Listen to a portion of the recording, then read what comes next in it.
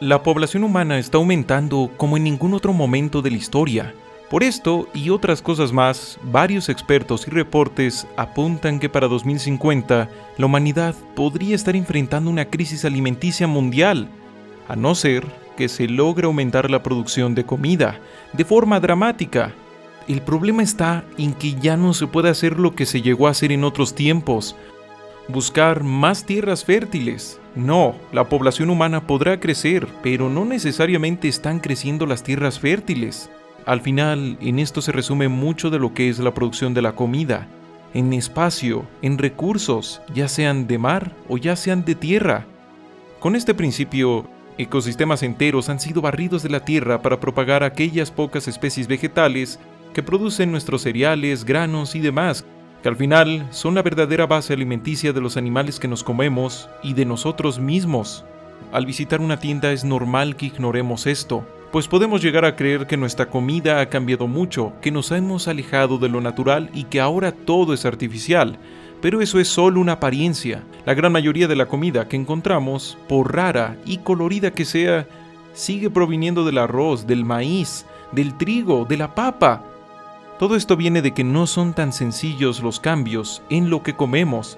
De hecho, cuando sí se dan cambios, suele haber consecuencias de escala mundial.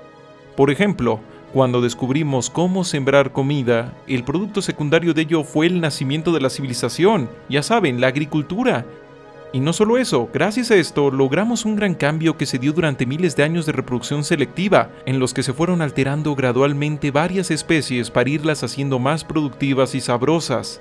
Si es que el significado de natural que usamos o creemos es aquello que no ha sido alterado por el ser humano, entonces hace buen rato que ya dejó de existir la comida natural. Sí, eso realmente ya no existe más allá de un reclamo publicitario, que debido a gurús de internet y al pseudonaturalismo postmoderno, hace que la gente pague más por comer productos que supuestamente son más verdes, más naturales, más orgánicos.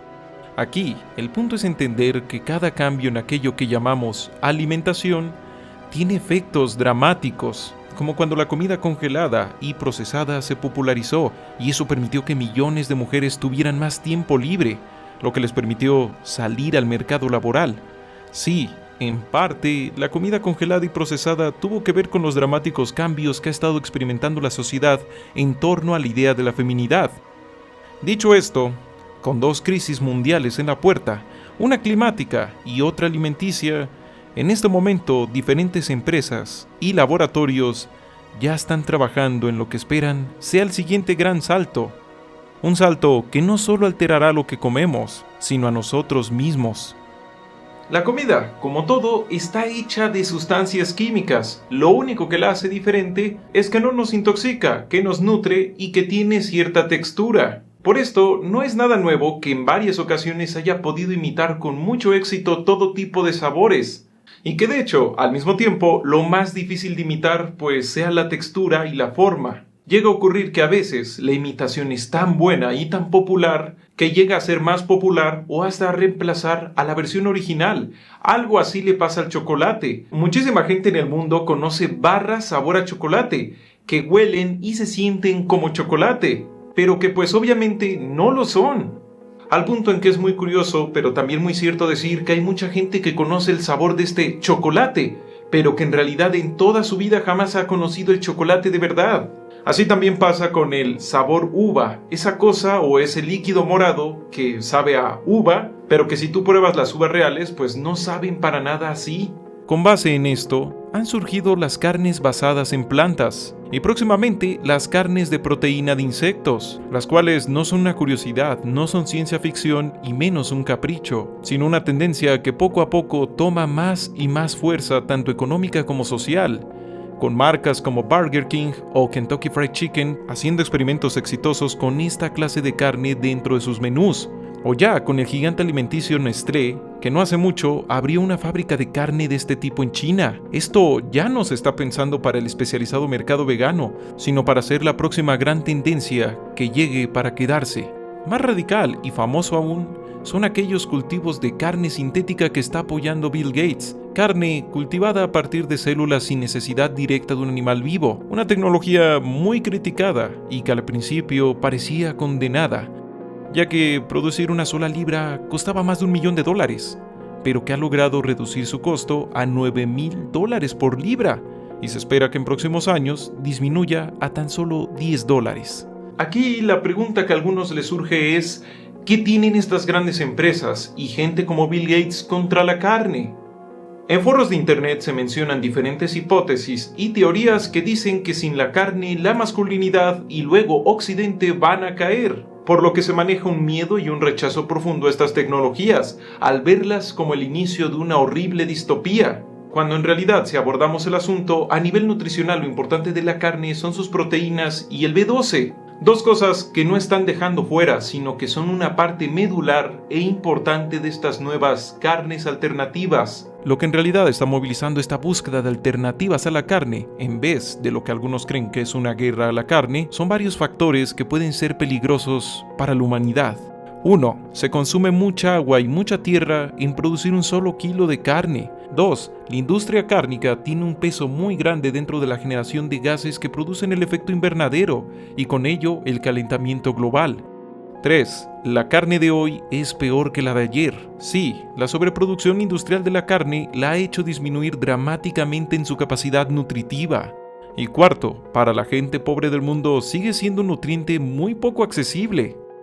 La promesa de estas carnes vegetales, de insectos o cultivadas es que un día serán más baratas y nutritivas que la carne que hoy consumimos. La promesa no es reemplazar a la carne con algo peor, sino con algo mejor. Y esto es solo la punta del iceberg, pues hay iniciativas para utilizar hongos genéticamente alterados que técnicamente podrían generar todo tipo de nutrientes, como para incluso poder hacer leche idéntica a la de las vacas, pero sin vacas, y con ello también poder producir yogurts y quesos. Que por cierto, la fabricación de estos últimos siempre involucró el uso de bacterias y procesos biológicos. Así que todo esto de la tecnología biológica no es algo precisamente nuevo. Lo nuevo es que ahora la entendemos mejor. Todo esto solo es el intento de llevarlo a otro nivel. Hablamos de hongos como el que encontró Thomas Jonas en géiseres del parque de Yellowstone, un antiguo microbio fúngico llamado Fusarium strimflavopalis, capaz de resistir altísimas temperaturas. En palabras de Thomas, esto no es jugar a ser Dios, es hacer lo mismo que ya hizo la humanidad hace milenios. Tomar un organismo, domesticarlo y usarlo para producir comida. La idea es que los organismos que hemos adecuado durante milenios ya han alcanzado su límite y es hora de buscar unos más productivos, más limpios y efectivos. Se proyecta entonces que un día estos hongos podrán generar proteínas como las de la carne o ya las de la leche, con menos espacio y menos recursos. Todo esto puede causarle un shock a muchas personas, pero como muchos sabrán, esto de utilizar organismos para nuestros fines no es nuevo. Durante miles de años, la humanidad se ha surtido de animales como meros generadores de comida o como meros trabajadores. Las máquinas ya los reemplazaron en el trabajo, y en el futuro puede que la tecnología también los deje fuera como fuente de alimento. Todo siguiendo el mismo camino: mayor productividad y eficiencia. En otras palabras, esto no es nuevo. Esto solo es un paso más en una tendencia bastante longeva.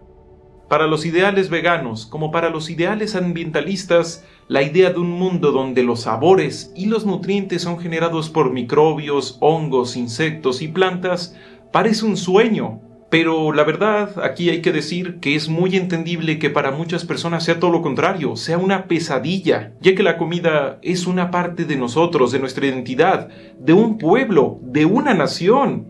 A veces, la comida es un recuerdo potente de un ser querido o de una tierra. A veces, es parte de nuestra identidad, y a veces, es una mera ilusión de una simple hiperrealidad. Como todo aspecto de la cultura, la gastronomía no está fuera de la llamada hiperrealidad, un tema que ya ha sido explicado en otro video, por lo que aquí vamos a resumirlo tanto como se pueda. En la hiperrealidad, la misma realidad ya es indistinguible de las simulaciones que hacen de esta, haciendo que las simulaciones puedan llegar a ser tan reales como aquello que suponemos que sí es real de verdad. En otras palabras, estamos construyendo nuestras realidades en parte con simulaciones, lo que las hace bastante reales. Cosas como la comida china, que en realidad no es comida china, pero todo el mundo dice que es comida china.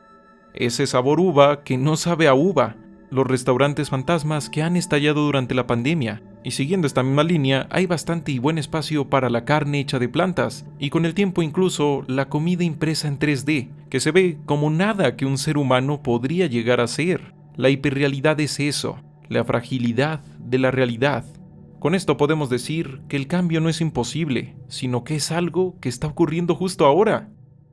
Retomando la impresión 3D de alimentos, hoy todavía sigue siendo cara e ineficiente, pero es un mercado que según analistas crecerá hasta un 24% para 2025, ya que es una tecnología con buena proyección. Vaya, que no es algo como una máquina del tiempo, sino que es algo bastante posible dentro de los próximos años.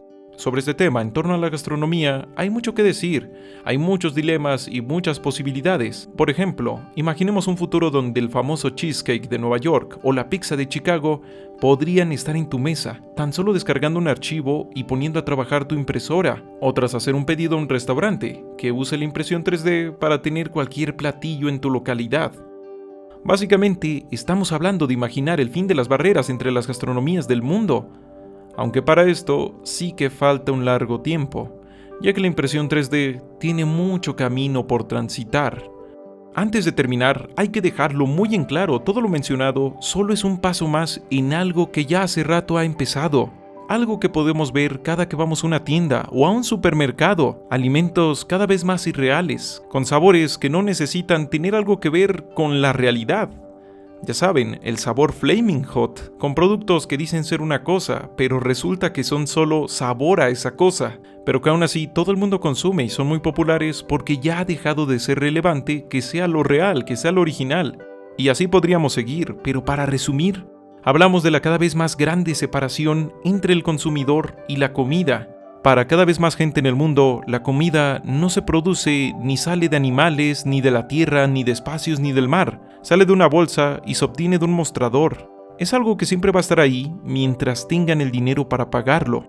Al final, así es como regresamos al principio de este video, la agricultura. Todas estas tecnologías que hemos mencionado sí que podrían cambiar dramáticamente al mundo, pero el punto fundamental para evitar o enfrentar la crisis climática y alimenticia está en mejorar ese proceso, con el cual hemos cubierto gran parte de la Tierra, con especies de plantas y luego de animales que están ahí solo para que podamos consumirlas. Ya en el pasado, la agroquímica salvó a la humanidad de la hambruna.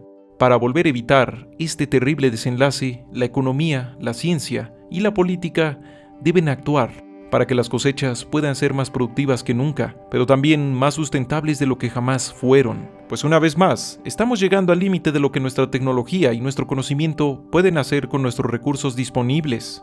En este tema, ahora mismo se habla de lo que quizá podría ser considerado incluso ecoingeniería, el uso de hongos, insectos y cultivos modificados genéticamente en un entorno controlado para que los cultivos puedan resistir las plagas y al mismo tiempo generar muchos más nutrientes.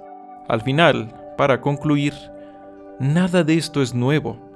El inevitable fin de la comida natural ocurrió hace mucho tiempo. Sin todo el complejo y especializado entramado que alimenta a la humanidad, no solo sería que la hambruna sería la vida de miles de millones.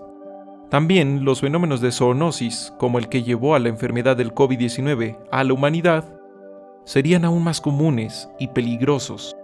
Lo que ahora mismo pone tu comida en tu plato, ya sea vegana, orgánica o procesada, es uno de los tantos resultados y consecuencias de una compleja lucha que ha tenido el ser humano para sobrevivir desde incluso antes de ser humano. Hay que tenerlo claro, nuestra lucha por obtener comida ya transformó al mundo y lo va a volver a hacer.